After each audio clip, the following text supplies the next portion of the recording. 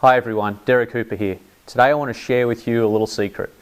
It's a secret that PGA Tour players around the world know, but it's something that not many amateur players know.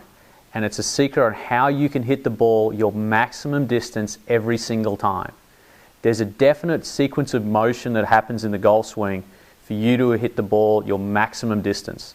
It's a sequence of motion that PGA Tour players achieve every single time, regardless of swing technique. But it's something that we see very, very rarely amongst amateur players. So today I want to share with you what that sequence is, how it works in the golf swing, and how you can use it to help you hit the ball your maximum distance every time you go out to play. So what we're looking at here is the timing sequence of a PGA Tour player. And this is some data that was recorded from our 3D analysis system. We're using the Golf Biodynamics 3D analysis system.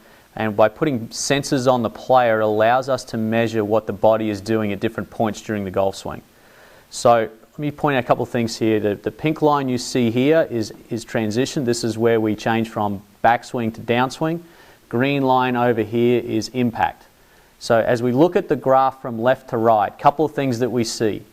Good players, PGA Tour players, their hips will start to transition into the downswing first. That's this red line here. So the hips have started to turn back into the downswing first. The green line, which is second, crossing that black horizontal line, which is the change of direction. The green line is the upper body.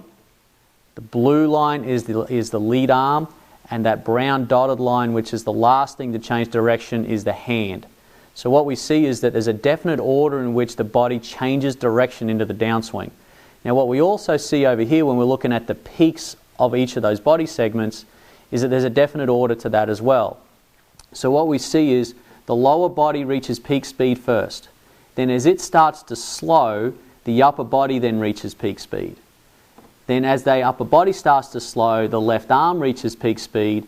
As it starts to slow, it transfers its energy to the hand, which reaches peak speed here. So we call this here a kinematic sequence.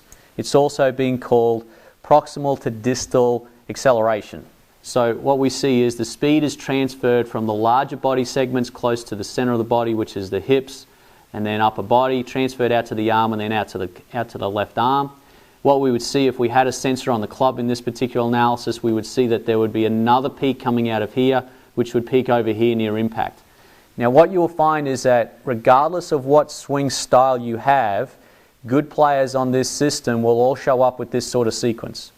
If we have players on here who are less than great players, less than PGA Tour standard, your average amateur, you're going to see those graphs are all over the place. So let me show you a couple of examples of what it would look like if you were out of sequence. So here I'm looking at a graph of one of my amateur players that I've been working with, and you can see here that when we look at where the hips reach peak speed, you can see that the hips reach peak speed after the upper body's reached peak speed and after the left arm has reached peak speed.